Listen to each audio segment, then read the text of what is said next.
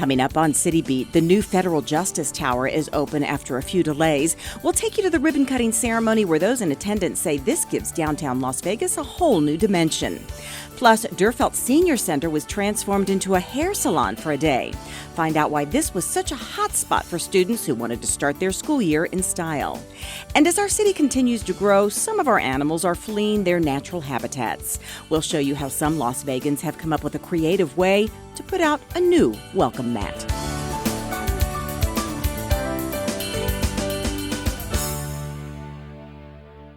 Hi, everybody. Welcome to City Beat. I'm your host, Nancy Byrne, and we are coming to you from your beautiful Las Vegas City Hall, where there is a brand new art exhibit on display, which we're going to tell you all about a little bit later. But first, it was a long time coming, but the new Federal Justice Tower is now open in downtown Las Vegas.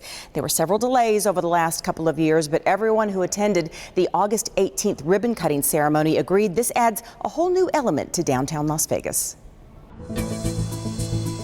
It's 11 stories tall and close to 160,000 square feet. The Federal Justice Tower is the new home for the executive offices of U.S. Immigration and Customs Enforcement, including Homeland Security Investigations, the U.S. Attorney's Office for the District of Nevada, the Federal Protective Service, and the Department of Labor's Office of the Inspector General. Well, I think I've waited a long time to say this, as many of you have, but finally, this is complete.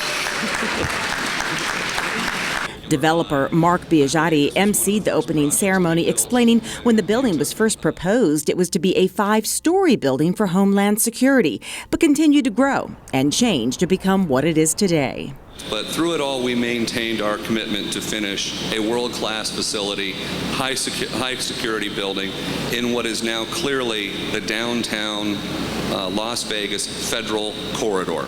With the new tower being located right next to the Lloyd D. George Federal Courthouse, Mayor Carolyn Goodman agreed Federal Corridor is a fitting name for this part of downtown Las Vegas. You know, we all living in Las Vegas know about the resort corridor. This is the Federal Corridor. And while the construction of the tower began during one of the toughest economic times in our city, the mayor says the finished product gives optimism for continued growth in our community. This project did create 450 construction jobs, and it's an exciting time for us. We just know everything's coming back throughout the country, but very particularly here in Las Vegas. Senator Harry Reid reminded those in attendance that this was a good day, a good celebration, but we must keep in mind the difficult job of those who will work here. But remember, every day, the people who work in this building are going to leave this podium, go upstairs and roll up their sleeves and go after the bank robbers, the terrorists, the cheaters, the frauds, stuff that we read about in the papers, but no one understands how hard it is to get. People like U.S. Attorney Daniel Bogdan, who wasted no time rolling up his sleeves after the ceremony to take his place behind his new desk. This Federal Justice Tower will be home to 300 people with that important task of keeping our community and our country safe. The new Federal Justice Tower is located at 501 Las Vegas Boulevard South, right next to the Lloyd George Federal Courthouse. Well, something else that's been in the news quite a bit lately is back to school. Summer's over. Most kids are back in the classroom by now. Sue Levitt tells us how some people in our community stepped up to make that transition a little smoother for our kids. They look flawless. Laura has a new look just in time for the new school year. I told her that I wanted to trim my hair. She could take the split ends out. Yeah, she did a good job, by the way. Laura is starting her senior year of high school and has a list of things she needs to do before school starts. But now, thanks to these local hairdressers, she can cross getting a haircut off her list. I had suggested, well, why doesn't our salon come out and do some haircuts? Give the kids, you know, a good feeling before they go back to school. And there's definitely a good feeling here at the Dürfelt Senior Community Center that's temporarily been transformed into a beauty salon for a day, making it easier for kids to drop in to get their haircut. It's good to give back. It's for the kids. Like, I have kids myself, so a feeling of, you know, looking good and being good and not being judged, sometimes that really makes an impact on the first day of school. Going back to school is exciting, but it can also be pretty scary. But when the kids walk out of here after receiving a fresh new haircut, they're going to walk through those doors the first day of school with confidence and feeling really good about themselves. I want to like choose, a little trim layers and then have a bang so I can, play with it to lay it back. Abigail is already planning how she'll wear her hair on the first day. I'm gonna straighten it and put a little, hairspray to make it a little blowy and stand up straight. The only thing these hairdressers ask, who are not charging for their service, is canned food or non-perishable items to be donated to the food pantry here at Dürrfeld. The pantry was created by 13-year-old Rebecca Richard. Rebecca's mother, Stephanie Richard, is the director of Dürrfeld Senior Center. She helped her daughter get the pantry started just a few years ago, and today the pantry has grown to feed about 800 people a month. It's really good. I like this kind of, the thing, and I think it's good for the community. And also good for her children that while receiving haircuts, learn a valuable lesson about giving back to the community and helping others. I love it. I was listening to the news and they were saying how much it costs to get a child in school. It's ridiculous. So if you can have a haircut and make them feel good, why not? Alrighty, honey. For City Beat, I'm Sue Levitt. This is the first time that Dürrfeld Senior Center teamed up with local hairdressers, but since the event was so successful, they hope to make it an annual event. Thank you, Sue Levitt, for that story. We're going to take a quick break, but when we come back, the latest class of cadets has graduated and are now official members of Las Vegas Fire and Rescue. We'll take you to the graduation and give you just a taste of what their training was all about.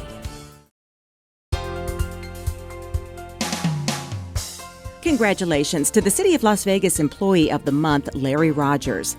As a senior engineering technician for Public Works, Larry has the important job of helping keep our children safe. He is our school traffic safety specialist.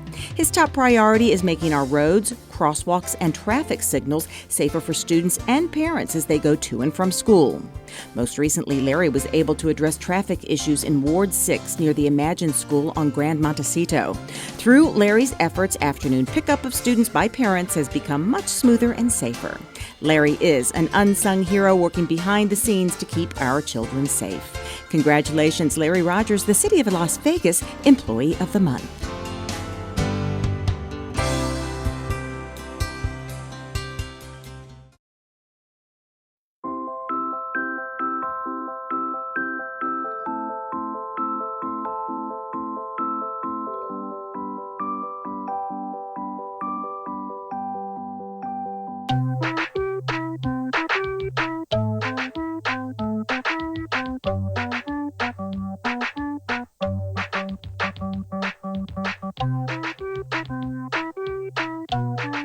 Start a story. Adopt at theshelterpetproject.org. People think I'm trash, but they're wrong. Today I'm just an aluminum can, but one day I could be a stadium.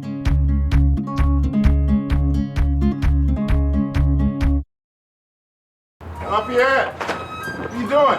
I'm not gonna lie, definitely not easy. Hey, whoa!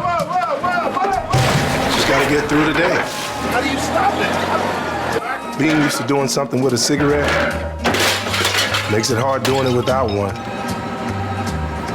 If I can relearn to get through my workday without cigarettes, I can relearn anything without cigarettes. Relearn life without cigarettes. Free at becomeanx.org. A new way to think about quitting. Welcome back to City Beat. We have moved outside Las Vegas City Council chambers, where recently 25 new members of Las Vegas Fire and Rescue celebrated their graduation. The 24 men and 1 woman named themselves the last one standing, and they ought to be very proud of themselves. Not only did they get through 22 weeks of rigorous training, they did it during one of the hottest summers I can remember. Here's a taste of the graduation.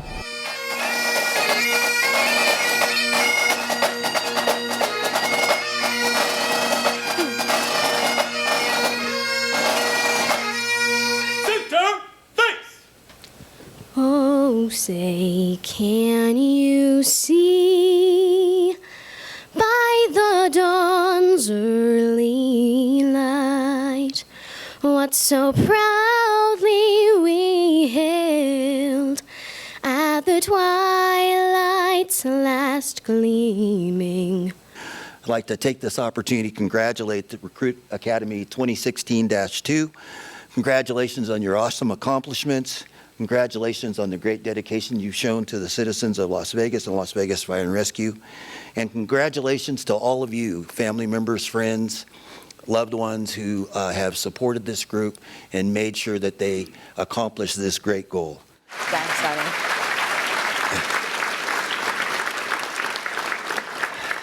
Chief McDonald, Senior Deputy Chief Miramanes, and Deputy Chief Vigil, please post for the pinning of their badges. Recruit Burley.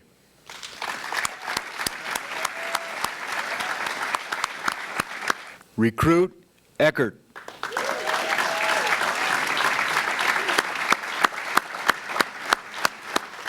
Congratulations to all of the graduates, and a big shout out to the dedicated men and women who train the best of the best. Well, each year at the graduation ceremony, they have a video that sort of highlights all of their training steps. This year, KCLV TV was in charge of putting that video together, so a big shout out to Eric Sorensen and Sue Levitt who did the video. Here's a taste of it right now.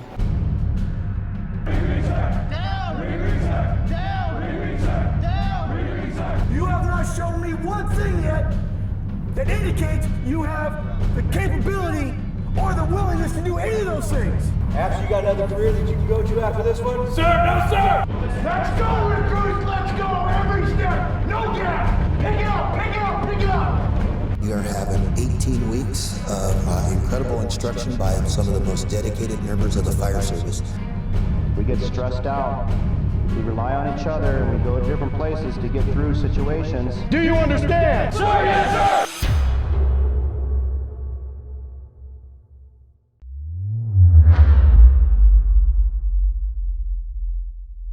Morning, everyone. Good morning, sir! Let's go, recruits! Let's go! Every step! No gaps! Pick it up! Pick it up! Pick it up! I think I may be the happiest guy here to see all of you. We really need you, and we're really proud that you're here. Are you gonna be the one that have to babysit Webb? No, sir. Are you gonna be the one that have to guide the way your hand around here, Webb? Sir, no, sir. You are having 18 weeks of incredible instruction by some of the most dedicated members of the fire service. I was 37 years old in my academy. I was the oldest guy in my academy. But that's always at the top, because I came into the best shape of my life. Training staff, our cadre who is here, they volunteered to be here with you. How many here are in the best shape of their lives? And that's really important for me to share that with you, because these folks are here for you. They are willing to come here and engage fully in making sure that you are prepared to be a Las Vegas firefighter. If I get lost in a fire, will you come look for me? Sir, yes, sir!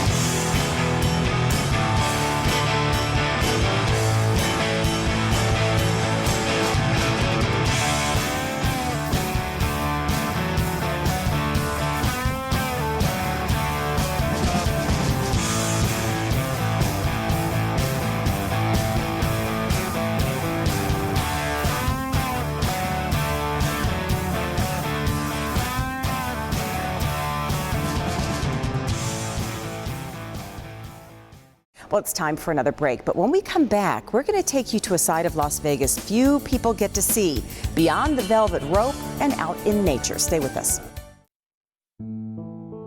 In the small town of Elmira, New York, a boy was born into an all-American family. The odds of him opening his own clothing store at the age of 18? 1 in 138,000. Excited to be a part of pop culture, he packed for the big city. The odds of finding someone to invest in his vision? 1 in 4.5 million. The odds of him achieving his dream in the fashion industry? 1 in 23 million. The odds of having a child diagnosed with autism? 1 in 68. I am Tommy Hilfiger, and my family is affected by autism. Learn more at autismspeaks.org/signs. Early diagnosis can make a lifetime of difference.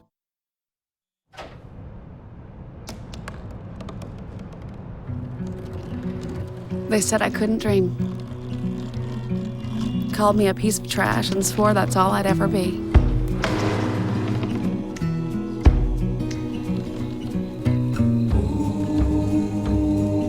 Said a bottle couldn't see the ocean.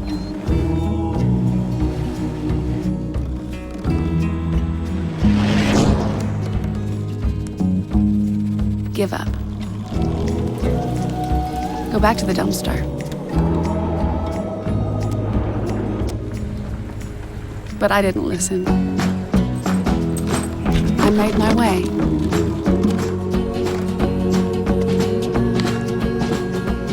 And now, I am what I've always wanted to be.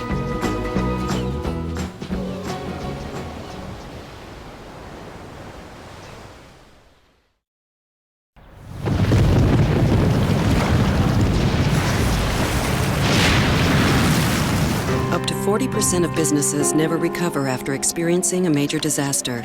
Make a plan at ready.gov/business. Welcome back to City Beat. We've moved into the Chamber Gallery, another area of City Hall where we like to display art. The exhibit on display right now is called Science versus Fiction, and if you look right over my shoulder, you'll see a painting done by our very own photographer, editor, artist, Steve Horlock. You know, most people only associate Las Vegas with glitz and glamour, and while we love those aspects of our city, we do have another side to our personality.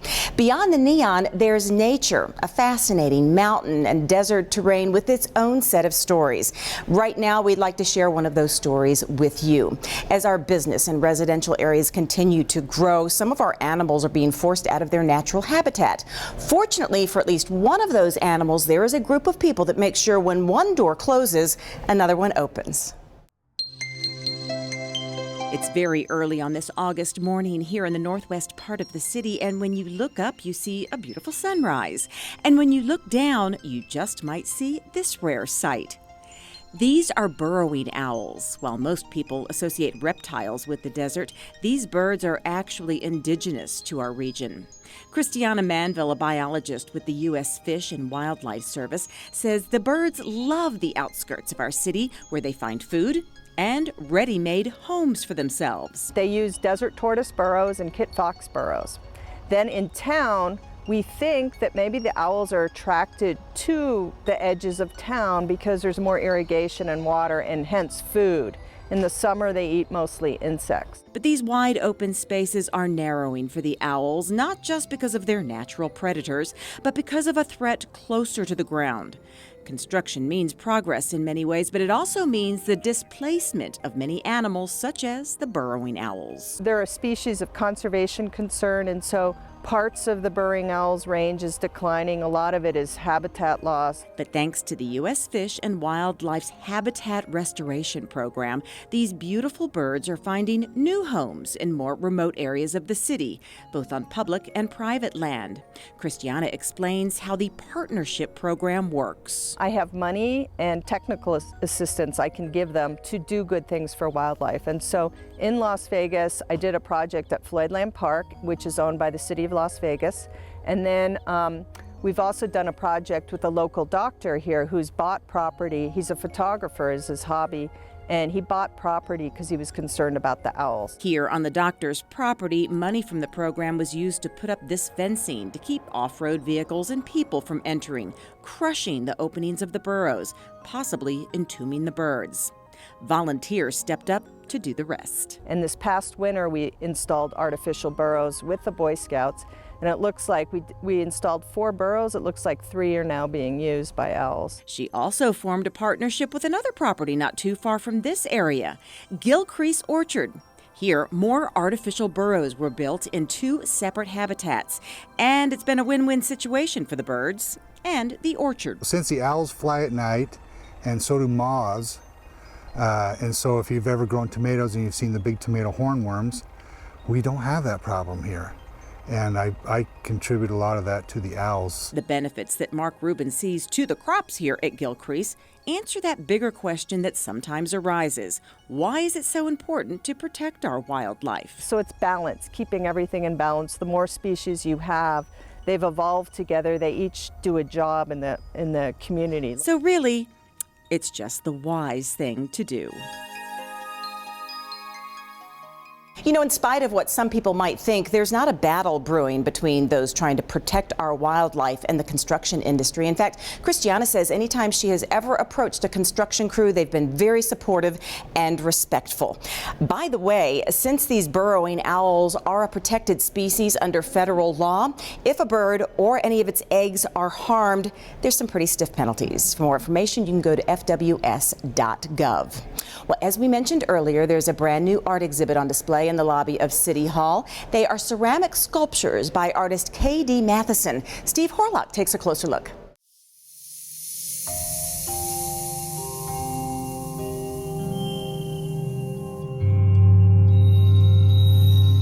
Hello, my name is K.D. Matheson. I'm an artist working in painting, sculpting, primarily in clay, ceramic, concrete, and different other mediums. Currently, the show that I have on display here at the City Hall Grand Gallery, it's basically focused on works that I've created over the last year and a half, and they are just a series of different designs and characters, creatures that are just from my imagination, and just freeform shapes that I really enjoy creating with.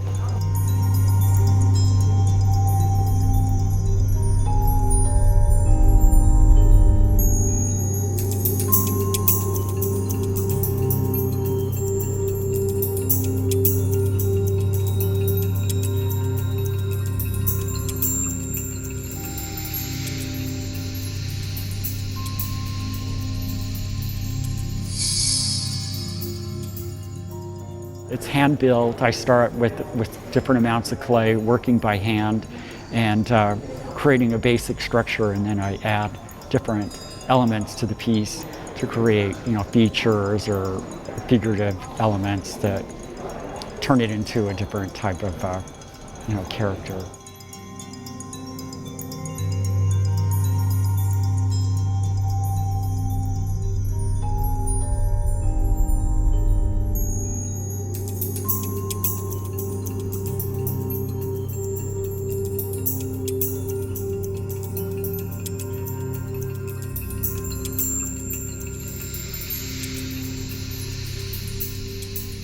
I'm really grateful to have this opportunity to have my work shown in this space. It's an amazing building.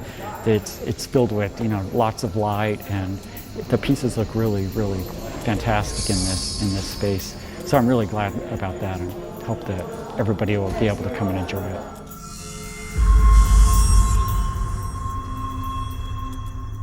That exhibit will be on display until September 8th. This one up here in the Chamber Gallery will be here until September 22nd. If you'd like more information about any of the art across our city, you can go to artslasvegas.org. Well, thank you so much for joining us for this edition of City Beat. We'll see you next time around.